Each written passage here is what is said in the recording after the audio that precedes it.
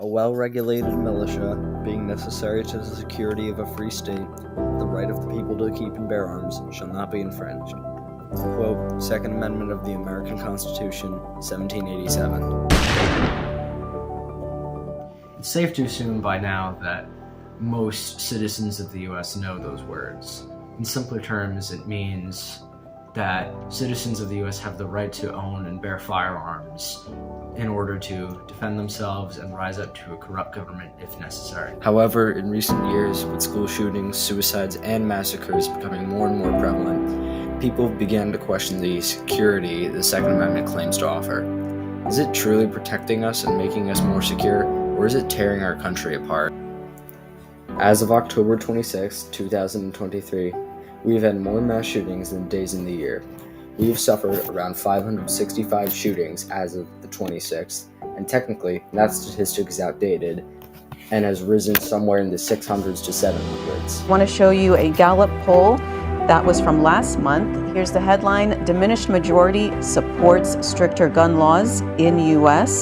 Specifically, 57% of U.S. adults now think laws covering the sale of firearms should be made more strict. The Congress has had trouble making changes in the past and leaves more to schools and states' governments to deal with. But in our country, it's really hard to get big legislation about firearms across the finish line because it's a very political thing. And so my center works mostly on things we know we can do now to save lives, rather than necessarily dreaming of a world where you could just pass whatever law you wanted. And so unfortunately, it's very difficult to pass legislation bipartisanly at a federal level about this. We interviewed Dr. Mike Anestis, an associate professor in the Department of Urban Global Public Health in the Rutgers School of Public Health, as well as the executive director of the New Jersey Gun Violence Research Center.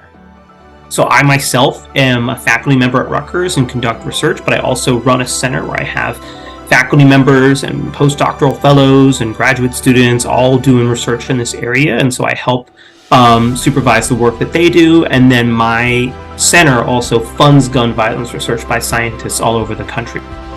One question many citizens have is why it's so hard to stop one of the leading causes of death in our country, despite the obvious grave dangers it causes.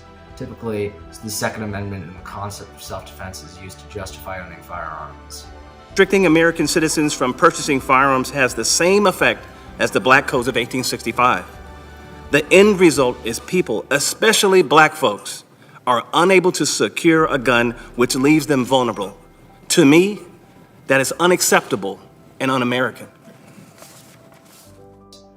Many others, politicians and normal citizens alike, have been quick to point out that self-defense doesn't rule over the deaths that we have caused by owning firearms.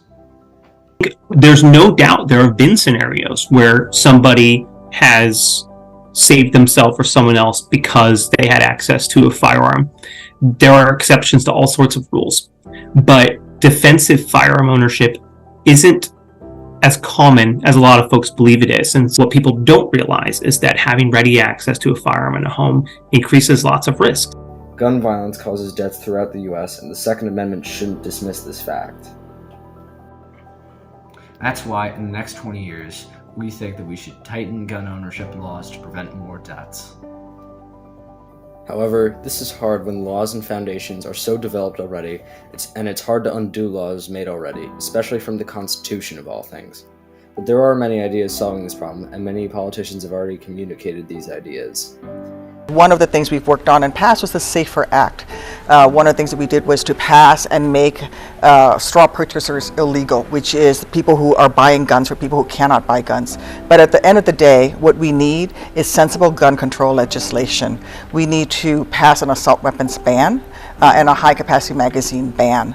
That would get those guns off the streets. One thing that Dr. Anestis says is that we can create new policies to make sure we're protected from the threat of guns and still allow guns to be owned. Community violence interruption programs would be another way to go about helping the community work to help itself. Sometimes the folks who are in the community are going to reach folks a little bit better than someone coming from outside or law enforcement to help diffuse conflicts. So there's lots of different solutions.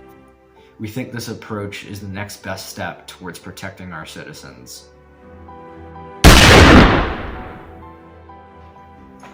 As you can see from all the politicians and professors alike discussing how to tackle firearms, something desperately needs to change.